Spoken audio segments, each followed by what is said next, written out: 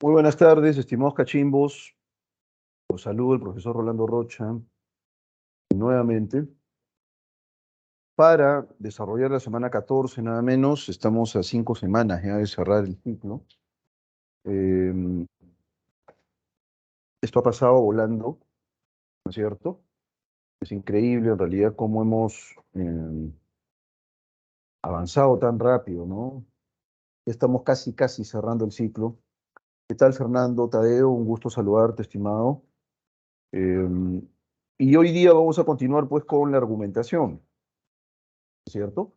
Hoy vamos a ver el tema de falacias. De eso hemos hablado con largueza la semana pasada, ¿no es cierto? Acerca de la argumentación, cuáles eran pues los componentes de la argumentación, etcétera, etcétera.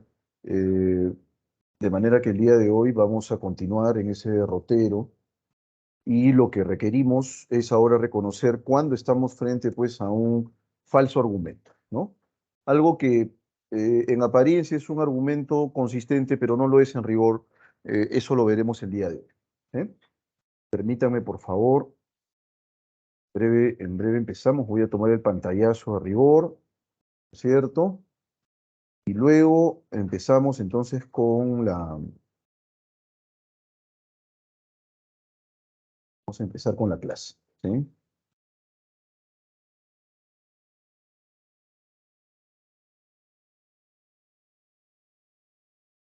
Un segundo.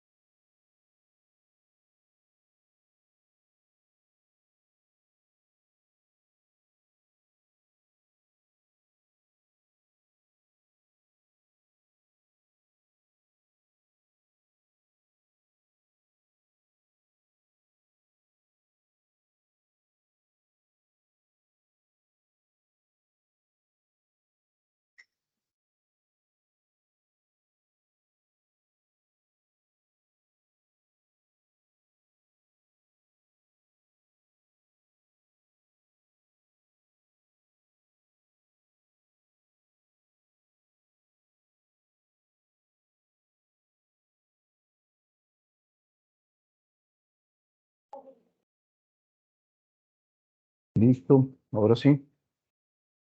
Bueno, y también se han sumado ya algunos alumnos más, entonces iniciamos este tema de las falacias en la argumentación. ¿Ok? Entonces, ¿a qué nos referimos con falacia? ¿Qué cosa es una falacia? Es en rigor una afirmación, un enunciado motivado por las emociones, ¿no? Es un enunciado emocional, es un enunciado subjetivo, ¿no es cierto? Pero que en apariencia es engañoso, por supuesto, porque en apariencia este enunciado, pues engañoso, parece, ¿no es cierto?, un argumento en rigor, ¿no? Para la persona no entrenada en el ámbito de la argumentación, esto puede resultar muy convincente. De hecho, muchas de las falacias pueden determinar, ¿no es cierto?, un cambio de perspectiva respecto de propuestas, respecto de un individuo, etcétera, etcétera. Yo recuerdo mucho, porque es parte de un evento importante en mi generación, o para mi generación, recuerdo mucho el debate entre Fujimori y Mario Vargas Llosa, por ejemplo, ¿no? Un debate en el que, en efecto, Fujimori eh, sustentó su discurso en ataques permanentes, ¿no es cierto?, a su contendor, mejor preparado, por supuesto, Mario Vargas Llosa, un intelectual, al fin y al cabo. Y Fujimori fue mucho más astuto, de hecho, ¿no? Utilizó muchas argucias y esas argucias finalmente inclinaron la balanza y la historia ya la conocemos, ¿no es cierto? Perdió Mario Vargas Llosa, ¿ok? Fujimori logra tomar el poder y lo que ya sabemos y cuyos ecos hasta ahora permanecen, esta catástrofe que vivimos ahora, ¿no? ¿Qué quieren que les diga? Es una historia en realidad bastante concreta, con una serie de aspectos que sería muy bueno discutir, ¿no? Para no cometer los mismos errores, digo yo. Pero, pero bueno, eso es lo que toca entonces en lo concerniente a las falacias el día de hoy, ¿no? Las falacias son afirmaciones que mueven las emociones también, ¿no es cierto? De hecho, mucha gente quería votar por Mario Vargas Llosa, pero, por ejemplo, yo recuerdo mucho uno de los golpes de Fujimori fue el haber señalado que Mario Vargas Llosa en su juventud había fumado marihuana, ¿no? ¿Y cómo puede ser posible que un marihuanero nos gobierne? Ese es un ataque a la persona, ¿no? Eh, Mario Vargas Llosa se mantuvo sereno y tal, pero me parece que le faltó un mejor asesoramiento sobre cómo revertir, ¿no es cierto?, esa situación espinosa, ¿no? Esa confrontación eh, áspera, esa confrontación amarga, ¿no es cierto? Y Fujimori se despachó, sacó el titular de un periódico. Miren lo vergonzoso, ya están impresos los diarios diciendo que Mario Vargas Llosa ganó el debate, ¿cómo puede ser posible? Y bueno, todo el debate, por lo menos lo que yo recuerdo, en esa época estaba en la preadolescencia, me acuerdo bien, pero ese debate en rigor fue muy esperado, ¿no es cierto? Y creo que inclinó la balanza ciertamente eh, hacia Fujimori, ¿no? Que empezó, ¿no es cierto?, con su tractorcito, él muy modesto y que poco a poco fue ganando terreno, impulsado también, por supuesto, por el APRA, ¿no?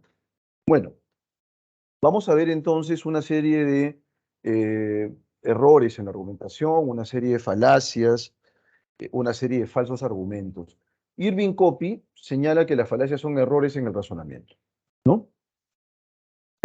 Una falacia es en rigor una afirmación, y lo digo así de una manera muy clara, motivada por lo emocional. Nosotros hemos utilizado falacias en más de una oportunidad, tal vez sin darnos cuenta, ¿no? Cuando hemos sido niños, por ejemplo. No, a ese niñito no lo llames, no lo llames a ese niñito. ¿Por qué? Porque es feo, ¿no? Esa no es una razón propiamente. Es en rigor una afirmación muy emocional.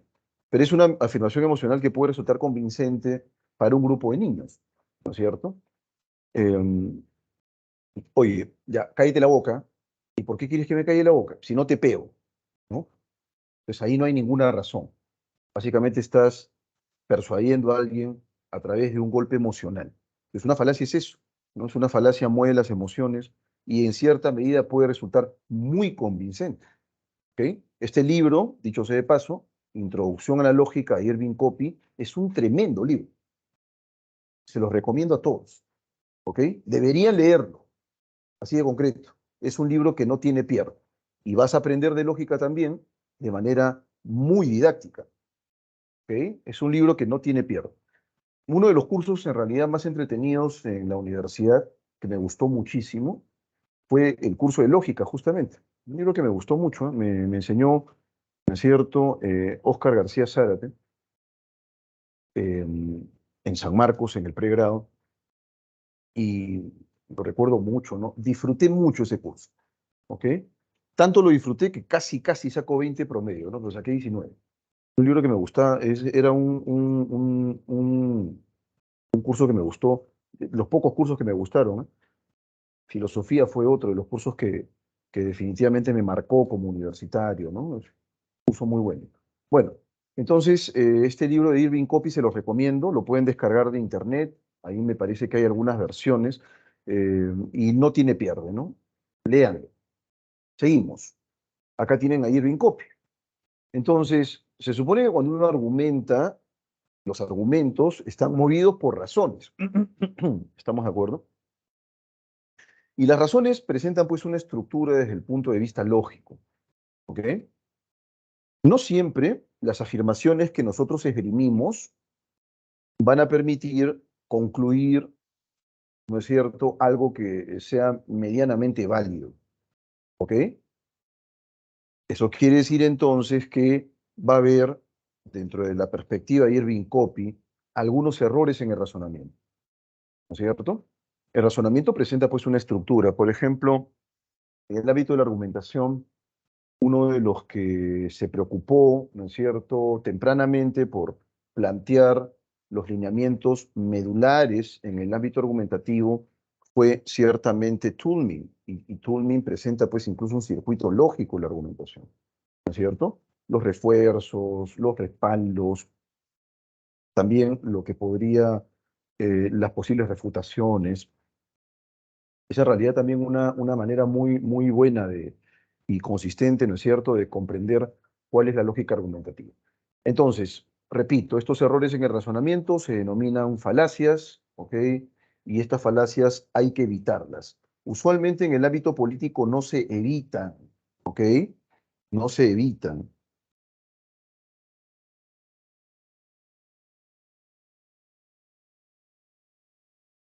¿Sí? Y más bien suelen resultar medio persuasivos, ¿no? Muchas personas en realidad suelen creer, suelen caer redonditas en las falacias en la argumentación, ¿ok? Y vamos a presentar un conjunto de falacias, ¿ok? En breve. Por ejemplo, una de las más conocidas es esta de aquí, ¿no? El argumentum ad hominem o la falacia ad hominem es la apelación al ataque personal, ¿no es cierto? Es la apelación al ataque personal. Cuando atacamos a un individuo, ¿no es cierto? Cuando lo insultamos o estamos confrontando ideas con él y lo deslegitimamos a él y no cuestionamos sus argumentos o sus ideas, ese es un argumentum ad hominem, ¿cierto? Pero ¿qué me vas a decir tú si eres de la U? ¿No es cierto? Claro que eso puede ser determinante, ¿no? Pero ¿qué me vas a decir tú si eres hincha de la U? Puro ni hablar. ¿Qué puede decirme a mí un hincha de la U? Eso es un ataque a la persona, no un argumento, ¿ok? Y esto se utiliza mucho, les digo, ¿eh? En el ámbito político, los puyazos, los ataques personales son falacias atómicas. Y a veces, como el peruano está dado, ¿no es cierto?, a los escándalos, el peruano está dado, pues, a los, digamos, a la farándula, a estas minucias de espectáculo que son realmente triviales. Si alguien insulta y se mete con la vida privada de otro individuo, creemos que bajo decreto, esa ya es una razón suficiente y necesaria para deslegitimar un individuo, ¿no? Entonces, repito, el argumentum ad hominem es el ataque a la persona y no la refutación de sus ideas. La persona puede ser cuestionable por N razones. En una discusión racional, lo que nosotros requerimos es cuestionar sus argumentos, no deslegitimar al individuo, sino sus ideas. Hasta aquí me estoy dejando entender, queridos cachimbos. ¿Está claro esto?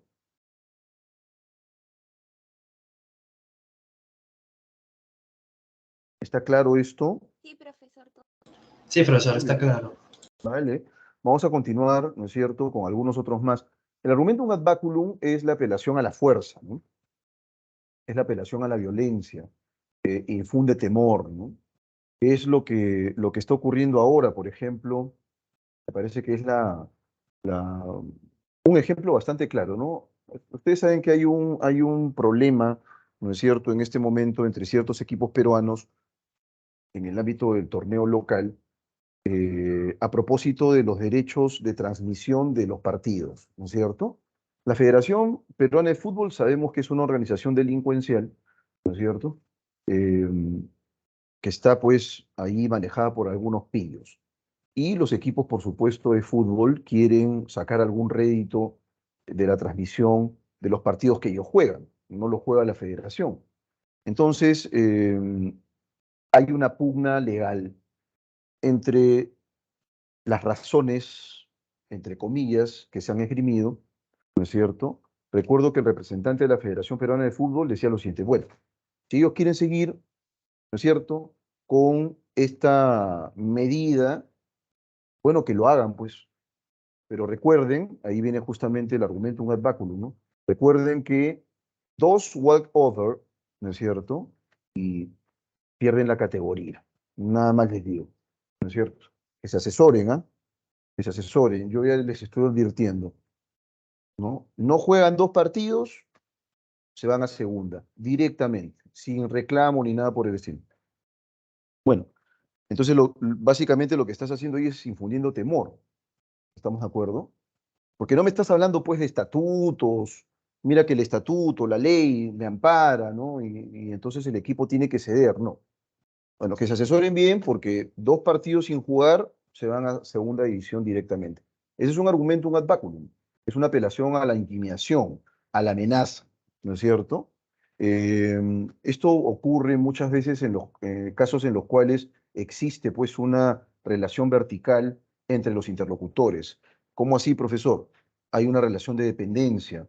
Uno es jefe y el otro es subordinado. Y de pronto, bueno, yo lo que te pediría es que por favor, ¿no es cierto?, te rectifiques en eso que acabas de decir. No, no tengo que rectificarme en nada porque estoy dándote las pruebas de lo que estoy diciendo. Rectifícate en este momento, ¿no es cierto?, porque tú dependes de este trabajo.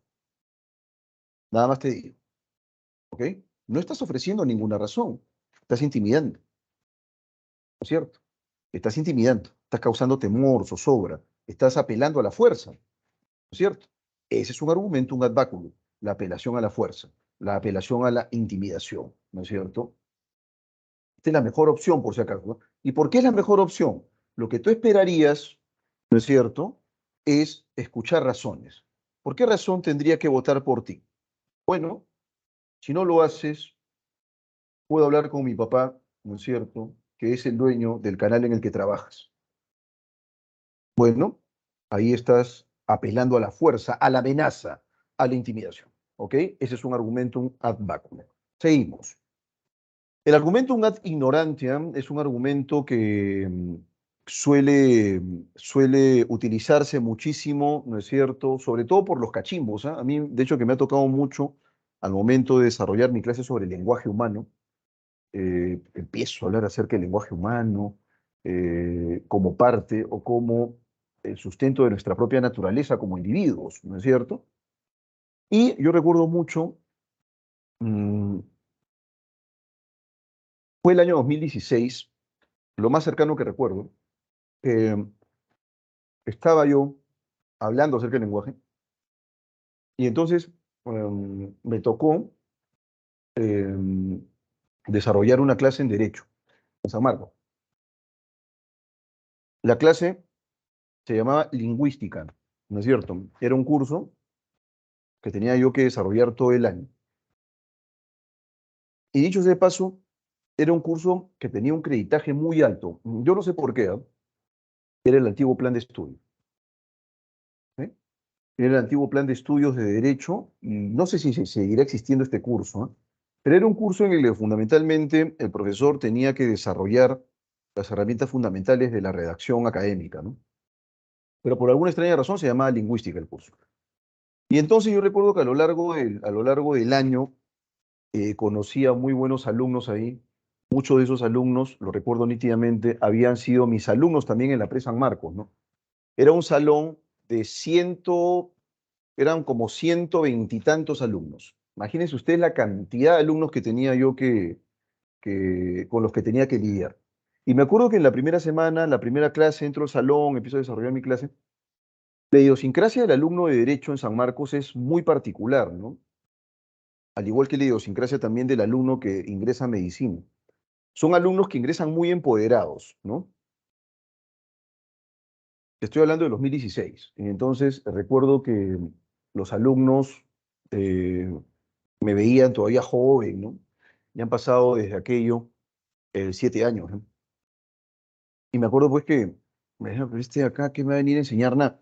Y querían discutir, ¿no? Ya un profesor trajinado como yo, con los colmillos filosos y retorcidos, ya está acostumbrado en eso, porque San Marcos es así, ¿no? Y entonces, pero estos alumnitos, todavía novatos en el ámbito de la argumentación, eh, pensaban pues que yo era un improvisado, ¿no? Pero bastaban los primeros 10 minutos para que los alumnos se pongan en regla y entiendan en realidad que en el salón el que dirigía la clase era yo. Y entonces recuerdo mucho que en esa sesión, hablando acerca del lenguaje humano, les decía yo, bueno, pero la evidencia es esta, ¿no es cierto? Esta es la evidencia. Y esta evidencia respalda mi afirmación. No es una creencia mía, no es un supuesto, no es una intuición, menos una anécdota. Aquí están las pruebas que respaldan lo que estoy señalando. ¿Tú tienes alguna prueba de lo que estás diciendo? No, me decía, me dijo un alumno, me acuerdo. No, yo no tengo ninguna prueba de eso que le estoy diciendo, profesor, pero tampoco existen pruebas que invaliden lo que estoy diciendo. O sea, no hay ninguna prueba que refute lo que estoy afirmando. Y como no hay ninguna prueba que refute, que cuestione lo que yo estoy afirmando, lo que yo estoy afirmando es cierto. Ya, ese es un argumento ad ignorante. La apelación al desconocimiento acerca de un tema. ¿Ok? Más o menos la lógica es esta, planteándola en términos más cotidianos, ¿no? Los ovnis existen, y esa es una afirmación. Bien, ¿cuál es, mínimamente deberías tú plantearme, ¿no es cierto?, alguna prueba que permita validar eso que estás afirmando? No, pero nadie ha demostrado lo contrario, y como nadie ha demostrado que los ovnis no existen, los ovnis existen, ¿ok? Bien, entonces no tiene eso mucho sentido, porque ahí, como se señala aquí en la diapositiva, tú le trasladas la carga probatoria al individuo con el que estás hablando, cuando el que tiene que demostrar más bien la validez de la afirmación eres tú. ¿Me dejo entender? Es como decirle, bueno, nadie ha podido probar lo contrario, a no ser que tú pruebes lo contrario, y como tú no puedes probar lo contrario, lo que yo digo es cierto. No, esa es la apelación a la ignorancia, ¿no es cierto? Y la apelación al desconocimiento. Esa es una falacia también en la argumentación. ¿Ok? Argumentum ad verecundiam. El argumentum ad verecundiam es la apelación a la autoridad, pero una falsa autoridad. Cuando tú, por ejemplo, discutes temas religiosos con alguien que no es experto en religiones, entonces estás utilizando una falacia. Cuando discutes, por ejemplo, temas filosóficos apelando a un literato, bueno, ahí en realidad no estás utilizando un muy buen... Tus criterios de autoridad son realmente frágiles, deleznables. Entonces, el argumentum ad verecundiam es la apelación a una falsa autoridad. Es como si, por ejemplo, estuviéramos en este momento discutiendo un tema de economía y a propósito de ese tema de economía yo recurro pues a un escritor. No tiene eso mucho sentido. Recuerdo mucho alguna vez haber leído la primera parte de un libro de Max Born, ¿ok? Max Born, que titulaba La teoría de la relatividad de Einstein, un librazo, ¿ah? A mí me encantó ese libro, por lo menos las partes a las que podía acceder, porque había ciertos capítulos en los cuales ya había que tener pues algunas competencias en física para comprender lo que señalaba Max Born. Pero en ese libro, Max Born señala cómo Goethe, el autor de Fausto, este escritor alemán, cuestionaba la física newtoniana, nada menos que la física de Newton. ¿Cuál era? Por esa razón hace un momento había dicho que las falacias son apelación a las emociones, ¿no? Lo que decía Goethe al respecto era, cómo puede ser posible, ¿no es cierto?, que Newton reduzca la física a fórmulas. El mundo real no es así. Newton, ¿no es cierto?, plantea una versión gris, aburrida de la realidad. El mundo es color. Mira ese ocaso, ese arco iris, ¿no es cierto? Mira esa luna. Entonces, Goethe estaba llevándolo al lado, pues, emocional. Y me hace decir que esta noche estrellada es esta fórmula aburrida, así era como cuestionaba él a Newton. Claro que a Newton, obviamente, no le importaba o no le interesaba lo que dijera Goethe, ¿no es cierto? ¿Por qué razón? Porque él estaba en busca de una explicación del universo, pues, ¿no es cierto? Un objetivo sublime, dicho sea de paso, y complejo. Y habrán ustedes de saber, por supuesto, que Newton crea el cálculo justamente eh, tratando de buscar las herramientas matemáticas para poder realizar explicaciones acerca del cosmos. Nada menos que a los 23 años, o 26 años, no recuerdo muy bien, pero no llega a los 30. Entonces, muy jovencito Newton descubre y propone el cálculo. Paralelamente, Leibniz también lo logra, ¿no es cierto? Pero crean los dos el cálculo, así de concreto. Bueno, lo que quiero decirles es que si vamos a discutir sobre temas físicos, sobre temas vinculados con el ámbito de la física, esta disciplina científica tan poderosa, bueno, hay que recurrir a los físicos. Mal haríamos nosotros si recurrimos a personas que son ajenas a esta especialidad. Ese es un argumento, un verecundia, ¿no es cierto? Y también recuerdo mucho, ya no en Derecho, sino en la Facultad de Letras de San Marcos, estaba dictando el curso de Lengua Española 1, con cachimbos sanmarquinos, y de pronto, nuevamente, en mi clase acerca del lenguaje, estábamos nosotros discutiendo la plausibilidad de la normativa, ¿no es cierto? Cómo deberíamos enfocar nosotros digamos, este componente normativo o prescriptivo. Y recuerdo que una alumna fue, ¿no? No, profesor, en realidad, me lo dijo así, ¿ah? Yo no creo en lo que usted me está diciendo. Yo le dije que en realidad todo era discutible, pero era razonablemente discutible. Puedes, obviamente, estar en desacuerdo respecto a lo que estoy planteando aquí, puedes discrepar de lo que yo acabo de plantear, pero siempre tiene que haber alguna razón. ¿Cuál es tu razón? Le dije yo a esta alumna. Lo que pasa es que mi profesor de la academia me dijo, ah, ¿y tu profesor de la academia es lingüista? No sé, pero es mi profesor de la academia, ¿no? Entonces le decía yo a ella que esa no era una manera muy sofisticada de validar una idea, porque ahí estaba literalmente utilizando un argumento, un ad verecundiam, una apelación, una falsa autoridad. Puedes querer a tu profesor de academia, pero eso no me dice mucho, no me sugiere mucho. Si el profesor es un especialista en el tema que estoy discutiendo, que era un tema lingüístico, en buena hora podríamos nosotros tal vez incluso armar un debate, pero ¿quién será tu profesor de academia? Yo no lo conozco tampoco, ¿no? Y si el profesor de academia te ha dicho esto, entonces hay que sugerirle que pase de nuevo por la universidad, porque no puede decirte una cosa así, ¿no es cierto? Y ahí yo estaba utilizando, por supuesto, y en el marco de lo que hemos visto, una falacia ad hominem, porque estaba insultando al profesor, ¿ok? Pero era básicamente un recurso retórico en ese momento. Bueno, hasta aquí estamos de acuerdo todos, hasta aquí está claro todo, me pregunto. ¿Se entendió el argumento un ad verecundiam, la apelación a la ignorancia, etcétera, etcétera? ¿Está todo Sí, claro? profesor, aunque esta última de Veracundia, como lo dice así a una persona con cierto prestigio, ¿cuándo se podría decir esa falacia que ya es consistente y cuándo no? Esa es una pregunta interesante, estimado. Cuando tú, porque lo vas a utilizar en algún momento de tu vida, ¿a qué carrera vas en primer lugar, maestro? Cuéntame. ¿A qué carrera estás A, postulando? a la historia. Vas a historia, perfecto. Imagínate, estimado Joan Abdiel, ¿no es cierto? Que tú estás discutiendo un tema de historia del Perú, ¿ok?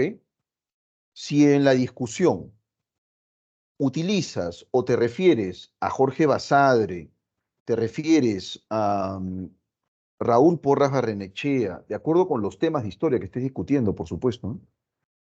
Es decir, utilizas la voz autorizada de un historiador, entonces tu afirmación es válida. ¿Por qué razón? Porque estás respaldando esa afirmación con la voz juiciosa de historiadores. Pero si tú estás discutiendo un tema de historia de la República, por ejemplo, ¿no es cierto? Y de pronto, en lugar de utilizar para respaldar tu afirmación a un historiador, utilizas a un escritor, bueno, eso en realidad no tiene mucha validez. Ahí estarías cometiendo una falacia ad verecundiam. ¿Estamos de acuerdo? Pero si es un tema de historia y estás utilizando la voz de un historiador, a saber, la voz de un especialista en el tema, pues no hay ningún problema. Y exactamente lo mismo con otros ámbitos del conocimiento. Se me ocurre ahorita que sobre biología, por ejemplo, sobre genética, bueno, tengo que recurrir a un genetista. Él es una persona enteradísima, una persona preparada para poder aclararme aspectos que yo desconozco, ¿no es cierto? Pero mal haría yo en remitirme a temas de genética y cito a un abogado. Bueno, puedo tener yo la mejor de las intenciones, pero esa no es una manera muy sofisticada de argumentar. ¿Estamos de acuerdo, Joan Abdiel? Sí, profesor, se entiende. Muy bien. Aunque bueno, depende también de los conocimientos de la persona al quien estás adjudicando, ¿no? Yo más que... ¿Sabes qué pasa, estimado? Antes, ¿no es cierto? Existía la figura del intellectual whole, ¿no? ¿Qué cosa es el intellectual whole? Es el intelectual total, ¿no? Víctor Hugo, por ejemplo, era una de las manifestaciones de ese intellectual whole, que era básicamente pues una especie de aspiración sublime, ¿no? El intellectual whole es el intelectual que lo sabe todo, que presenta pues un saber enciclopédico, ¿no? Que puede discutir, hablar con relativa solvencia sobre temas de biología, sobre filosofía, sobre literatura, sobre física, sobre historia, un tipo que tenía pues un saber enciclopédico impresionante, ¿no? Y entonces Víctor Hugo tenía, él podía hablarte con solvencia de literatura, pero también de política, de temas filosóficos, de estética, qué sé yo. Mario Vargas Llosa, ¿no es cierto?, en cierta medida ha intentado cumplir también con esa figura del intelectual total, ¿no? Habla hasta por los codos sobre temas que incluso desconoce. Cuando Mario Vargas Llosa habla acerca de temas lingüísticos, ¿no es cierto? Lamento decirlo, pero en realidad comete muchos errores.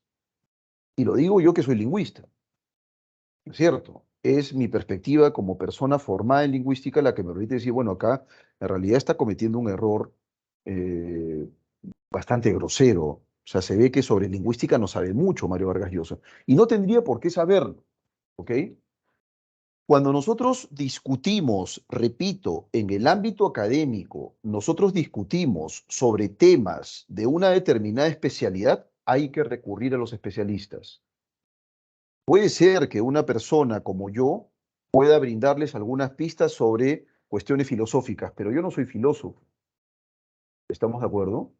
Mal haría yo en que me tomen como referente sobre algún tema filosófico. Eso estaría mal, porque en realidad yo no soy especialista en filosofía. Lo digo por una razón. Ahora, en pleno siglo XXI, ¿no es cierto?, en que existe una alta especialización, ¿no es cierto? La discusión sobre temas especializados ameritan la voz de un especialista, no de una persona que tenga un conocimiento relativo, por más profundo que éste sea, ¿ok? Un conocimiento, una aproximación puede tener algunas pistas básicas sobre biología, sobre la teoría de la relatividad, sí, pero no eres un especialista en el tema. Así que no se te puede citar, no se puede recurrir a un individuo cuyo conocimiento del tema es un conocimiento muy básico. ¿Estamos de acuerdo, Joan Abdiel? Bueno, sí, ya se entiende. ¿Cómo no, maestro? Si lo hacemos, profesor, pero ¿qué pasaría si yo hago eso? ¿Qué pasaría, profesor, si yo estoy discutiendo sobre un tema de economía y lo cito a usted, que es lingüista? Estarías utilizando una falacia. ¿Qué falacia, profesor? Ad verecundiam, la falacia que estamos, ¿no es cierto?, viendo en este momento. ¿Eh? Muy bien. Seguimos, maestro cachimbos. El argumento un ad populum es muy, muy conocido y además lo utilizamos, o lo hemos utilizado en más de una oportunidad, permítanme decírselos, confesión de parte, es la apelación a la mayoría, ¿es cierto? Eh, nosotros hemos utilizado esa falacia cuando hemos sido niños. Mamá, quiero ir a esa fiesta, quiero ir, por favor, llévame. ¿A qué fiesta? A tal fiesta de mi amigo Periquito. No, no vas a ir. Mamá, por favor. No es cierto, tratas de convencerla, pues, pero tu mamá es un hueso duro de roer, no es un roble, ¿no es cierto?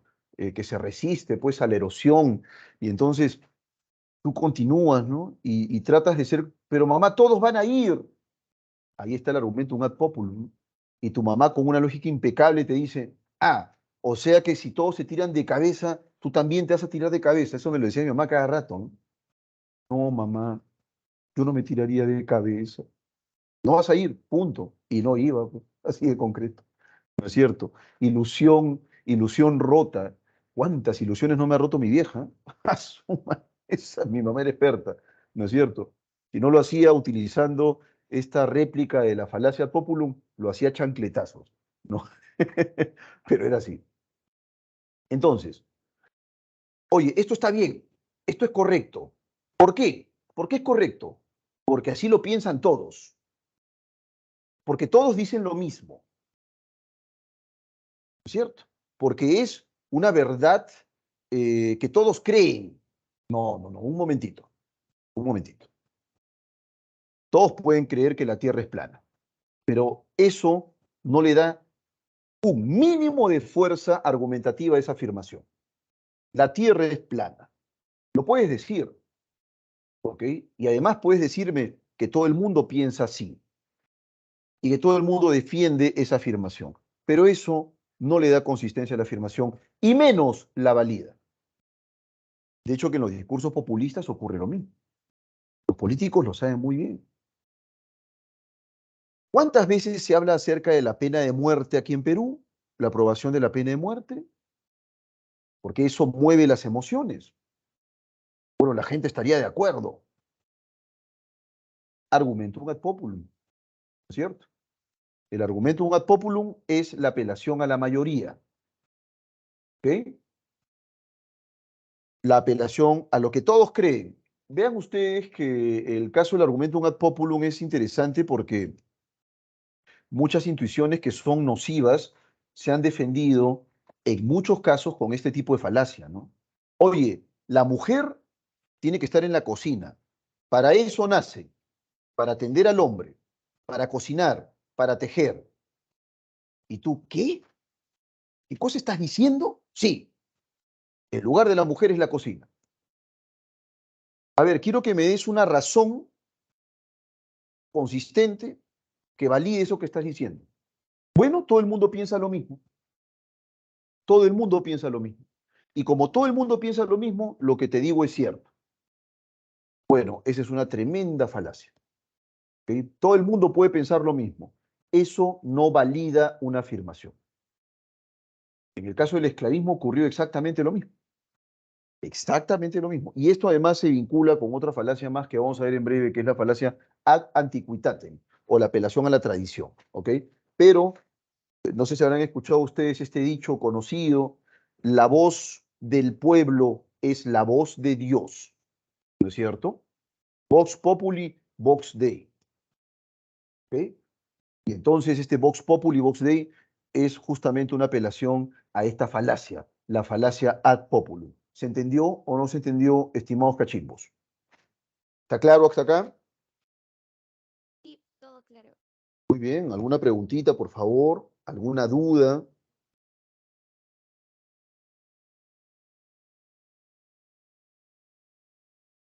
¿Alguna pregunta, por favor, jóvenes? No se queden callados. Bueno, seguimos. El ad antiquitatem es la apelación a la tradición, ¿no es cierto? Por ejemplo, Mario Vargas Llosa utiliza este argumento, esta falacia, para defender las corridas de toros. No, pero es una tradición muy antigua, la hemos heredado. Ya, esa es la apelación a la tradición. Así también se han defendido muchas barbaridades, ¿no es cierto? Entonces, oye, sí, los esclavistas defendían su posición esclavista apelando al argumentum ad antiquitatem. ¿Cómo así, profesor?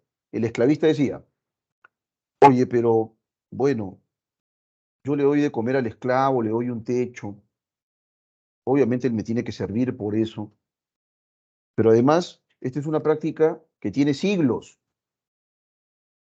Y bueno, tiene siglos y nadie se ha quejado. ¿Por qué te estás quejando ahorita tú? Esto siempre ha sido así y no tiene nada de malo. Bueno, puede ser que esta práctica haya durado siglos, ¿no es cierto? Eso no la vuelve una práctica aceptable. ¿Estamos de acuerdo? Ese es el argumentum ad antiquitatem, la apelación a la tradición. Matamos toros en una plaza porque, bueno, pues es una práctica de muchos siglos. Es una práctica que hemos heredado hace muchos siglos. Y como es una práctica que hemos heredado hace muchos siglos, está bien. Es una práctica aceptable. Falso. Esa es una falacia. ¿Ok? Seguimos. Disculpe, Sí. uno de estos argumentos, gracias, son permitidos vámonos en el caso de un juzgado. Lleva un caso de la pelea de toros, por así. Hay una demanda. Se utiliza el argumento de es por tradición, no sería válido, ¿verdad? Ya, tú me dices que si en algún ámbito, maestra, se pueden utilizar estas falacias, yo te diría que sí, ¿no? Pero no son propiamente argumentos, sino son ejercicios retóricos, ¿no es cierto? Por ejemplo, pienso yo en el ámbito del derecho, ¿no es cierto? Y pienso en todos esos canallas que han incluido estos últimos presidentes que han estado presos por corruptos, ¿no? Pienso, por ejemplo, en casos muy, muy concretos, el caso de Susana Villarán y el caso de Pedro Pablo Kuczynski, ¿no? Estos dos. ¿Por qué razón estos dos? Porque en realidad son personas, son adultos mayores, ¿no? Y esta condición de adultos mayores ciertamente viene acompañada de una mayor fragilidad en la salud, ¿no es cierto? Personas que pueden enfermarse rápidamente y tal. Entonces, lo que dictamina la ley es, bueno, si tú eres un corrupto, bien preso debes estar. Y efectivamente, tanto a Susana Villarán como a Pedro Pablo Kuczynski les correspondía a ambos por estar inmiscuidos en casos de corrupción comprobados, ¿no es cierto? Purgar prisión efectiva, ¿no es cierto? Pero ¿qué esgrimían sus abogados como ejercicios retóricos para poder persuadir? No, pero son personas de edad. ¿Qué daño puede hacer un viejito? Además, en el caso de Susana Villarán, ¿no? Sus nietos la quieren, ella teje en su casa, es una viejita. Por favor, que sea prisión domiciliaria, ¿no? La van a matar en prisión, ¿ok? Sí, ahí se está utilizando una falacia como un recurso retórico. Y eso está permitido. ¿Estamos de acuerdo? Eso está permitido. Permite persuadir. Pero no es un argumento, insisto, es básicamente un ejercicio retórico que permitiría persuadir. ¿Ok? Ahí, por ejemplo, estamos apelando a la piedad. ¿Sí? Ahí estamos apelando a la piedad, a la compasión. ¿Estamos de acuerdo? Que dicho sea de paso también es otra falacia. ¿Ok? No sé si estamos de acuerdo, querida Brisa. Ah, sí, ok. Es decir, que se va por el lado subjetivo, o sea, no da ningún tipo de fuente. Claro. Gracias. Claro, claro, cómo no, estimada. Ahí estás apelando a la subjetividad, estás apelando a mover las emociones del juez. No estás esgrimiendo ninguna razón, pero es un ejercicio retórico válido en el ámbito, por ejemplo, de una querella judicial, ¿no? ¿Ok? Vean ustedes que también ocurrió, me parece, lo mismo, aunque la memoria me falle un poco, de pronto estoy especulando, estoy lanzando alguna afirmación, ¿no es cierto?, un poco imprecisa, pero recuerdo mucho que en el caso de Keiko Fujimori estuvo, me parece, más de un año en prisión bajo esta lógica de esta prisión preventiva, ¿no? Estuvo ella presa más de un año. Y entre estos ejercicios retóricos que se trataron de construir para conmover al juez de que no la metan presa, ¿no es cierto? Estuvo justamente la apelación a la misericordia, que es la falacia ad misericordia. Por favor, sus hijas le extrañan, ¿no es cierto? Ella no va a escapar, tiene una familia. O sea, tengan piedad, ¿no es cierto? Eh, Hay un interesante libro de Roxana Kramer. En algún momento aquí en el ciclo hemos leído un texto de Roxana Kramer, ¿no es cierto? Y en este libro, Roxana Krives, que es un libro, me parece, del año 2013, ella presenta el caso de los delitos de cuellos blancos, que también aquí en Perú ocurren, ¿no? Y ocurre que los delitos de cuellos blancos básicamente se concentran en aquellas personas que tienen poder, por eso se llama delito de los cuellos blancos, ¿no? Políticos, empresarios acaudalados, ¿no es cierto? Ella decía lo siguiente, y es muy cierto, acá en el caso peruano se refleja eso de una manera muy palmaria. Ella decía, en el caso de los delitos de cuellos blancos, o si una persona que tiene mucho dinero de pronto tiene que purgar prisión efectiva, pueden pasar dos cuestiones. O que cumpla arresto domiciliario, o que simplemente no cumpla nada, porque es una persona con dinero. Los que llenan las prisiones son las personas que no tienen dinero, son las personas pobres, son las personas que muy probablemente hayan delinquido por un sistema de inequidad, ¿no es cierto? Por una estructura social que privilegia a unos pocos. Pero es poco probable que una persona como Pedro Pablo Kuczynski purgue prisión efectiva en Lurigancho, por ejemplo, donde debería estar, dicho sea de paso, ¿eh? Con un reo normal. Pero eso no pasa. Y no pasa porque estos tipos tienen privilegio. Entonces, alguien que se apellida Kuczynski no se va preso al Lurigancho, pues. Prisión domiciliaria. ¿Estamos de acuerdo? Claro, uno me dirá, profesor, pero Fujimori no está preso. Anda, mira tú esa prisión, ¿no es cierto? Anda, mira tú esa prisión. ¿Tú crees que está en una celda común? Eso es un mini departamento, ¿no es cierto? Ni hablar. Ya quisieran todos los presos gozar de ese privilegio. ¿Estamos de acuerdo?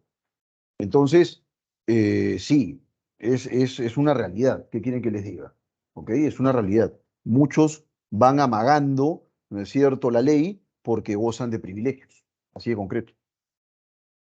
Yo recuerdo mucho el caso de un chico que era hijo de un ex ministro de Economía, si no mal recuerdo.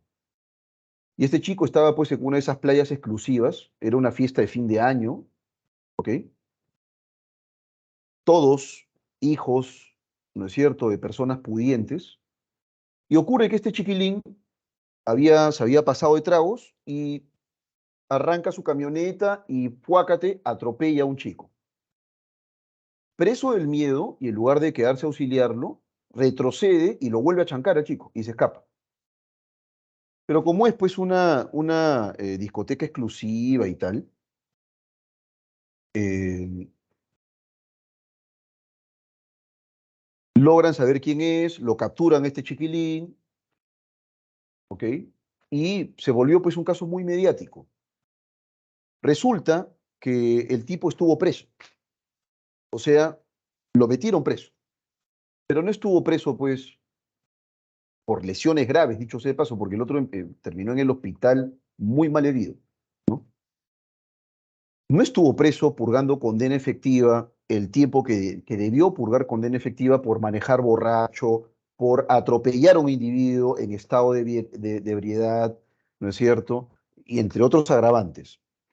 No, estuvo, me parece, un mes y medio nada más.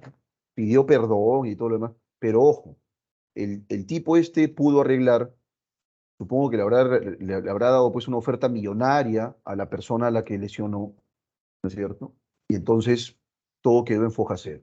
El chico salió de prisión, él sigue haciendo su vida normal, ¿no es cierto? Ocurrió lo mismo con este conductor de, me parece que Yamin se llama este programa, ¿no es cierto? También otro pituco que se libró de la cárcel porque tenía dinero, ¿no es cierto? Así de concreto. Esa es la justicia aquí en el Perú, pues lamentablemente. En un país en desarrollo eso no ocurre, ¿no? Ya eres un corrupto, te meto preso, se acabó. ¿No? A mí no me vas a poder sobornar, pero en un país como el nuestro, lamentablemente eso no pasa, ¿no? Y es penoso, pues, penoso. Bueno, seguimos. Argumentum ad nauseam. Existe un dicho, ¿no es cierto?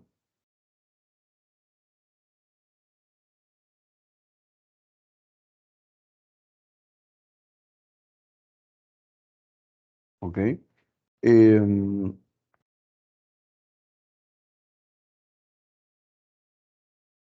Deme un segundito, por favor.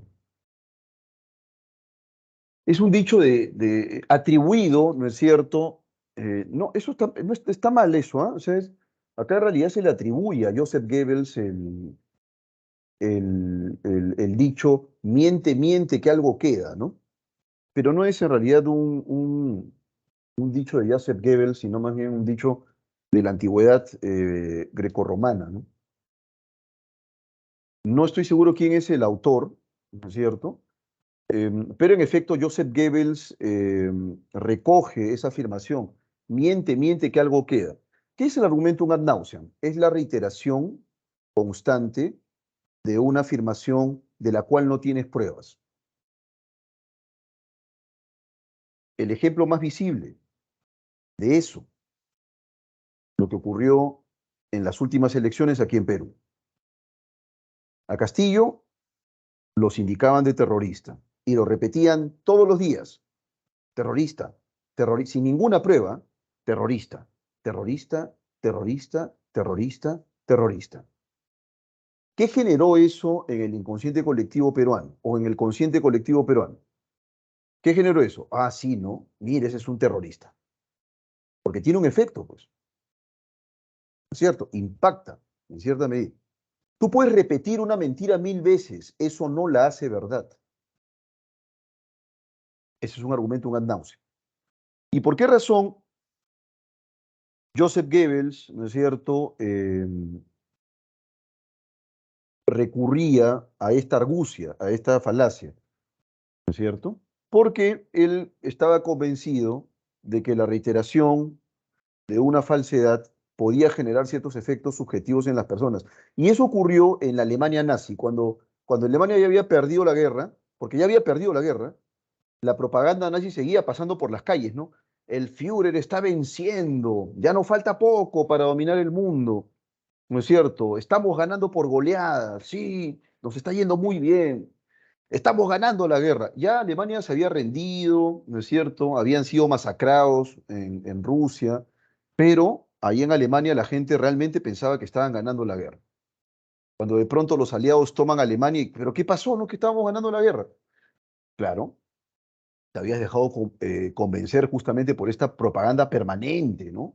Estamos ganando la guerra, estamos ganando la guerra, estamos ganando la guerra. Y la gente realmente creía que estaban ganando la guerra. La falacia ad nauseam, ¿ok? El argumentum ad nauseam. Seguimos. El ad conditionalis, ¿no es cierto? El ad conditionalis plantea ya un condicionamiento a priori de la afirmación. ¿Ok? Ya plantea una condición que no se ha demostrado. ¿Estamos de acuerdo? Entonces, ni siquiera has utilizado una prueba, ni siquiera has esgrimido una prueba, pero ya condicionas, ¿no es cierto?, la afirmación. Y usualmente el condicionalis tiene que ver con el modo condicional en español.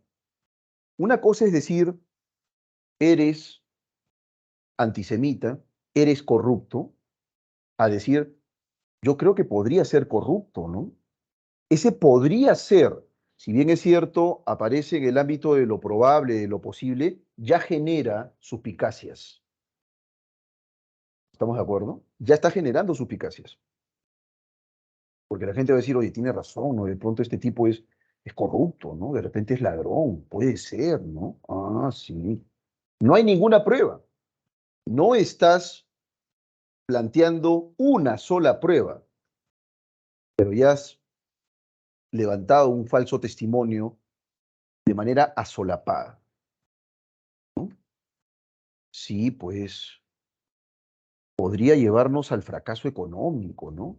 Perú podría convertirse en la nueva Venezuela, ¿no? Que eso fue algo que se escribió mucho en la época de elecciones, ¿no? El argumentum ad conditionalis. Simplemente no estás argumentando propiamente, ¿no es cierto? Sino que estás planteando una probabilidad, pero le estás planteando con la finalidad de que la gente crea que realmente es un hecho. ¿Me estoy dejando entender hasta aquí o no me estoy dejando entender hasta aquí, estimados cachimbos? ¿Está todo claro o no está todo claro?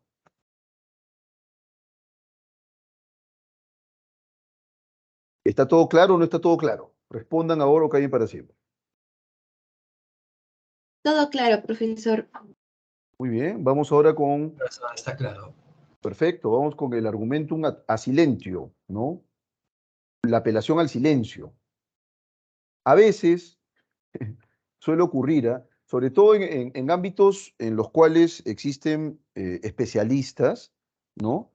y por ahí alguien lanza una barbaridad, entonces tú te callas, ¿no? Por una cuestión de educación, de decoro, digamos. Pero en un ámbito no especializado, quedarte callado puede generar los efectos completamente contrarios, ¿no? Una persona puede pensar que te estás quedando callado, pues porque eres un ignorante, ¿no? Porque no conoces sobre lo que están tratando en ese momento, ¿no? Y por esa razón, estamos de acuerdo, eh, incluso el que está debatiendo contigo lo dice, ¿no? ¿Ok? Oye, mira, te quedaste callado. Claro, pues, como no tienes ninguna respuesta a lo que estoy señalando, te estás quedando callado, porque en realidad ya pues con eso ya te gané, te dejé sin palabras, ¿no? ¿No? Básicamente el silencio del oponente puede indicarnos que en realidad no hay nada que discutir, ¿no? Así de concreto. ¿Qué voy a discutir pues con un ignorante? Mejor me quedo callado. Te puedes hasta reír un poco, ¿no? Bueno, en realidad me parece que tendrías un poco que eh, este, documentarte un poco más, ¿ah? Porque la manera, o sea, esto que estás diciendo no tiene ningún sentido y además no se vincula, no se relaciona, ¿no es cierto?, con con lo que estamos discutiendo en este momento. Así que no, ni hablar. Documéntate un poco, porque veo que en realidad estás lanzando infundios, medias verdades, y entonces no te has documentado sobre esto que se está discutiendo ahora. Esa es la manera de responder a alguien que te dice, ya ves, te dejé sin palabras. No, es que, ¿cómo voy a responder, ¿no es cierto?, a una visión tan maniquea y también ignorante acerca del tema, ¿no? No tendría sentido. Lo que te pediría es que más bien te documentes, ¿ok? Es el argumentum ad silentio. El falso dilema, ¿no? El falso dilema es plantear dos posibilidades como las dos únicas posibilidades que existen, ¿no es cierto? Las dos únicas posibilidades que existen, y no hay más, ¿ok? Es o lo tomas o lo dejas. Es una de las dos. Pero no, en realidad pueden existir más alternativas, pero se plantea pues este falso dilema, ¿no? ¿Ok? Que puede ocurrir, ¿no? A ver, o hay asamblea constituyente, ¿no es cierto? O la gente va a seguir muriendo. No necesariamente tiene que haber una asamblea constituyente. Hay otras posibilidades. Que renuncie Dina Boluarte, que se genere una mesa de diálogo idónea, ¿no es cierto? Y que se presenten alternativas, opciones. Se puede, pero me estás planteando un falso dilema, un dilema que no existe, ¿no es cierto? O sea, para ti, las dos únicas opciones son asamblea constituyente o que la gente muera, ¿no es cierto? O sea, si yo no acepto la asamblea constituyente, la gente va a seguir muriendo.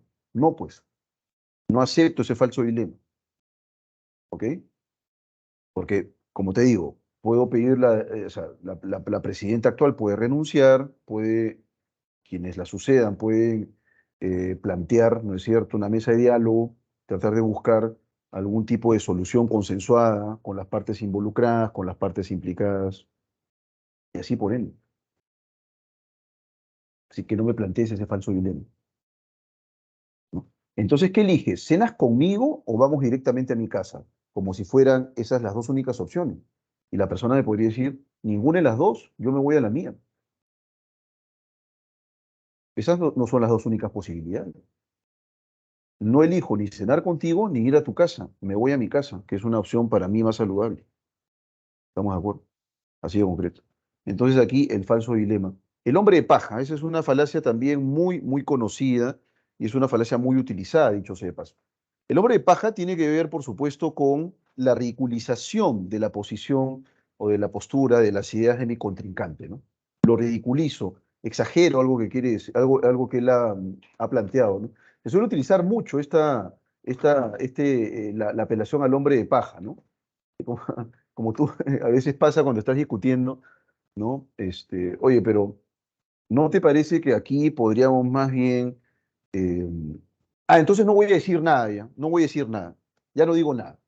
Yo no te he dicho que no digas nada, pero lo que estás planteando ahorita es absurdo, y es absurdo por esta razón. No, ya no voy a decir nada ya. No, no, está bien. Entonces ya no digo nada. No he dicho eso. Eso lo estás planteando tú. Tú estás creando ese muñeco de paja. Yo no he dicho jamás que no digas nada. Lo que podrías hacer, ¿no es cierto?, es dialogar conmigo, discutir conmigo otras posibilidades, pero te estás cerrando, pues no digo nada. No, entonces que haga lo que le dé la gana. Por ejemplo, esa también. No, ya que haga lo que le dé la gana, entonces. Ya está bien, que haga lo que le dé la gana. Yo no he dicho eso. No aceptaría que haga lo que le dé la gana en absoluto, ¿no es cierto? Y de hecho, conmigo no hace lo que le da la gana. Ese muñeco de paja lo estás creando tú, lo estás planteando tú, de manera inmadura, porque ustedes saben que estas falacias tienen que ver con una motivación subjetiva, ¿no? Con una motivación emocional. Entonces, el hombre de paja es eso, ¿no? Creas una afirmación que tu contrincante jamás dijo. Ah, ya, así es, sí. Entonces que se mueran todos, pues, ya que se mueran todos de una vez. Ya, de una vez, que se mueran todos. Ya, esa es la falacia del hombre de paja, ¿no? Y claro, tú tendrías que responder de la manera más tranquila en los siguientes términos, ¿no? En ningún momento he dicho que se mueran todos. Eso lo estás poniendo tú en mis labios. Jamás lo dije. Eso lo estás diciendo tú. Y si tú crees que está bien que se mueran todos, es problema tuyo. Yo no he dicho eso jamás. Estás hiperbolizando lo que he señalado. ¿Ok? Estás creando un muñeco de paja. Y estás atacando ese muñeco de paja. Porque eso jamás lo dije yo. Así es como uno tiene que responder, ¿no es cierto?, ante esta falacia.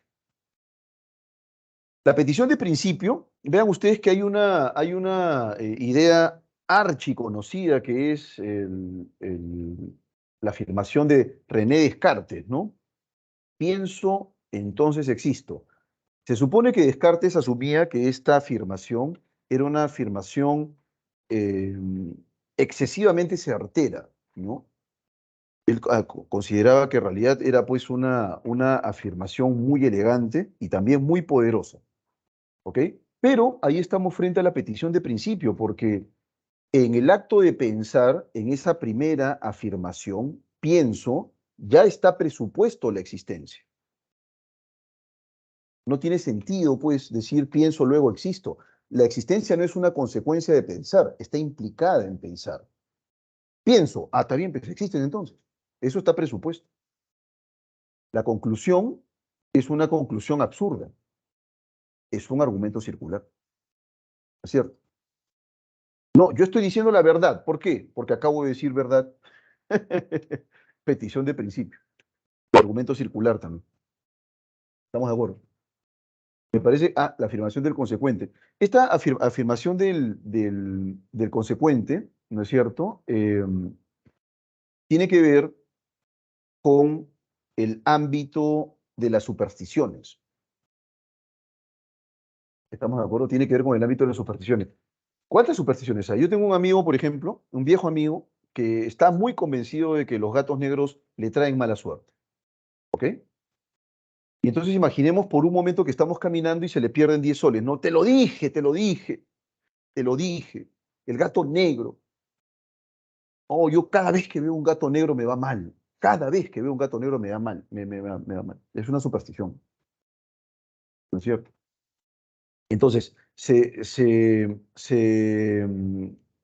valida, digámoslo así, ¿no es cierto?, esta relación causa-efecto, que dicho sea de paso, es una relación débil, pues, ¿ok? Entonces, no es el gato negro lo que ha hecho que se te pierdan los 10 soles, es que eres un distraído, y por eso se te han perdido 10 soles, así de concreto. Entonces, más o menos la lógica de la afirmación del consecuente es esta, ¿no? Si yo veo un gato negro, me va a ir mal. Se me perdieron 10 soles. Entonces, el gato negro fue la culpa, fue el culpable. Esa es la causa, ¿no es cierto? Esa es la afirmación del consecuente, pues, ¿no es cierto? Eh, Oye, sí, hoy día me fue estupendo, porque salió el sol. Tiene mucho sentido eso. Pero todas las supersticiones, en rigor, ¿no es cierto?, se sustentan en esta afirmación del consecuente. ¿Hasta aquí me están entendiendo o no me están entendiendo, estimados cachimbitos? ¿Está claro hasta aquí?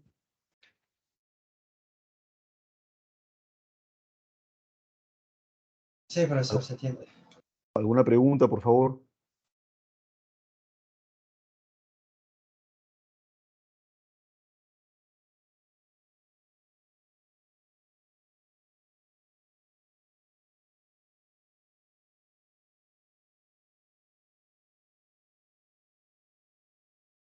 Bueno, si no hay ninguna pregunta, vamos entonces con las actividades. Dice acá, los sofistas eran unos maestros de la elocuencia.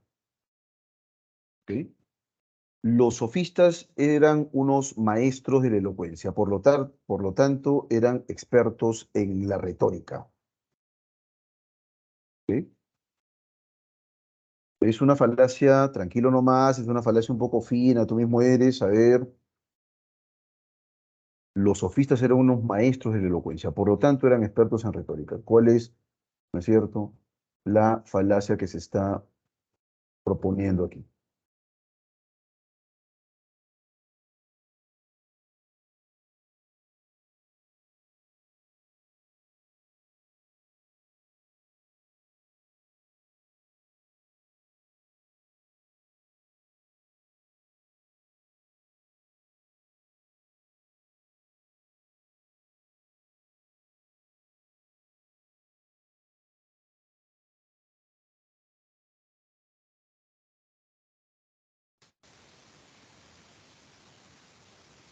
A ver, ¿qué pasó por ahí? ¿Alguna pista, por favor? ¿Alguna pista por ahí?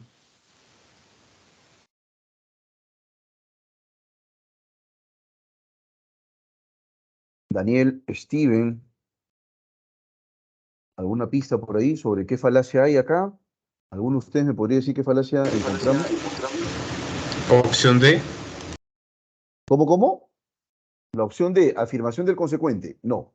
La afirmación del consecuente les había dicho, maestros, que tenía que ver con las supersticiones, ¿no? Esto no tiene nada que ver con una superstición. Eh,